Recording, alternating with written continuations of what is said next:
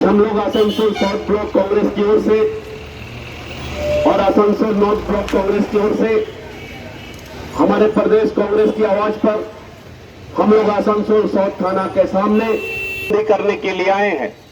वो इसलिए कि आपको मालूम होना चाहिए कि पुलिस का काम क्या होता है और पुलिस तृणमूल कांग्रेस के नेता मंत्री के इशारे में क्या काम करती है। आज आपको मालूम है कि शिक्षा मंत्री जो जेल के अंदर है और हमारे जो शिक्षा टीचर जो थे 26,000 जो बाहर हो गए। Shyam steel flexi strong TMT बार, ये स्ट्रॉन्ग के साथ फ्लेक्सिबल भी है। आपदा मुसीबत कोई भी आए, ये घर को अटूट बनाए। जब टीएमटी फ्लेक्सी स्ट्रॉन्ग तो घर रहे हमेशा के लिए स्ट्रॉन्ग। কারণ আপনারা জানেন যে বিগত 3 তারিখ 3রা এপ্রিল সুপ্রিম কোর্টের নির্দেশে পশ্চিমবঙ্গে 2016 সালের এসএসসি পরীক্ষায় যারা বসেছিল তাদের মধ্যে 26,000-এর চাকরি 25,753 জনের চাকরি হয়েছিল। তারা 7 বছর 8 বছর চাকরি করার পর গত 3রা এপ্রিল সুপ্রিম কোর্টের নির্দেশে সেই 25,753 মধ্যে 25,752 জনের চাকরি চলে যায়। একজন ফিজিক্যালি হ্যান্ডিক্যাপ থাকার জন্য তার চাকরিতে সুপ্রিম কোর্ট কোনো বাধা দেয়নি, বাকি প্রত্যেকের চাকরি খারিজ করে দেয়। এই পরিস্থিতি কেন হলো? ये स्टाइल का मामला है। रूपा फ्रंटलाइन।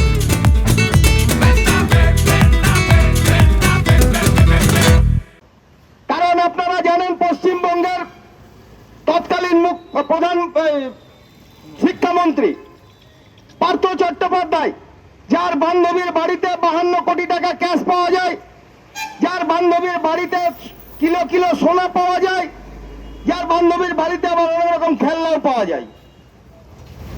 তারপর তাদেরকে গ্রেপ্তার করার পর আজও পর্যন্ত জেলে আছে। জানি না আবার কবে তার বেল হবে। তদন্তে জানা গেছে এই যে চাকরি, এই 26,000 চাকরির মধ্যে বেশিরভাগ না হলেও 8 থেকে 8,500 চাকরি টাকার বিনিময়ে তৃণমূল কংগ্রেসের নেতারা স্কুল টিচারদেরকে বিক্রি করেছে।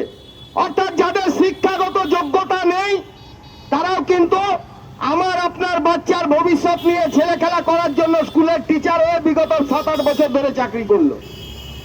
এবার চিন্তা করুন, যখন এই বিষয়ে মামলা হলো, তদন্ত হলো, তৃণমূল কংগ্রেসের নেতা মন্ত্রীদের নাম জানা গেল, পার্থ চট্টোপাধ্যায় থেকে কুন্তল ঘোষ থেকে শুরু করে মানিক ভট্টাচার্য থেকে শুরু করে জীবন কৃষ্ণ সাহা থেকে শুরু করে একের পর এক চাকরি চোরেরা যখন অ্যারেস্ট হলো,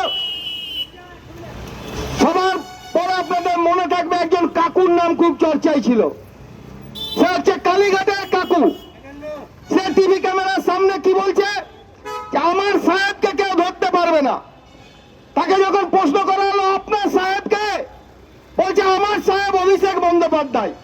তাহলে বুঝে নিন, এই চাকরি চুরির কেসে যখন কালীঘাটের কাকুকে 1 বছর ধরে তার গলার কণ্ঠ মেলাবার জন্য চেষ্টা করা হলো, অবশেষে গলার কণ্ঠ হলো, কিন্তু কি রেজাল্ট হয়েছে আমরা জানি না। সেই কাকু কিন্তু বলছে আমার সাহেব অভিষেক বন্দ্যোপাধ্যায়, তাই আমার সাহেবকে কেউ গ্রেপ্তার করতে পারবে না। তাহলে আপনার সাহেবকে যখন গ্রেপ্তার করতে পারবে না, এখন যখন 26,000 শিক্ষকের চাকরি চলে গেছে, এটা প্রমাণ হয়ে গেছে যে তৃণমূল কংগ্রেসের নেতারা টাকার বিনিময়ে 8 লক্ষ 10 লক্ষ 15 লক্ষ নিয়ে চাকরি বিক্রি করেছে। চাকরি বিক্রি করার প্রমাণ প্রায় কমপ্লিট। এই সময় যখন চাকরি গেল, যাদের চাকরি চলে গেল, যারা 7-8 বছর চাকরি করে কেউ বিয়ে শাদী করেছে, কেউ কারোর বাচ্চা হয়েছে, তাদের বাচ্চারা বড় হচ্ছে, এই মুহূর্তে তারা কি করবে? মমতা বন্দ্যোপাধ্যায়ের কাছে সুযোগ ছিল যে যোগ্য এবং অযোগ্য শিক্ষকদের একটা তালিকা সুপ্রিম কোর্টে দিয়ে দেওয়ার। তাহলে যারা যোগ্য শিক্ষক, যারা টাকার বিনিময়ে চাকরি নেয়নি, তাদের তো চাকরিগুলো বেঁচে যেত। কিন্তু মমতা ব্যানার্জি তার চোর ভাইপো, মমতা ব্যানার্জি তার চোর ভাই পার্থ, মমতা ব্যানার্জির চোর ভাই জীবন কৃষ্ণ সাহা, মমতা ব্যানার্জির চোর ভাই মানিক ভট্টাচার্যকে বাঁচাবার জন্য মমতা বন্দ্যোপাধ্যায় কিন্তু যোগ্য অযোগ্যদের কোনো তালিকা প্রকাশ করলো না, সুপ্রিম কোর্টে দিল না। এবং এই যে চাকরি পরীক্ষার যে ওএমআর সিট, সেই ওএমআর সিটগুলোকে পর্যন্ত নষ্ট করে দেওয়া হয়েছে।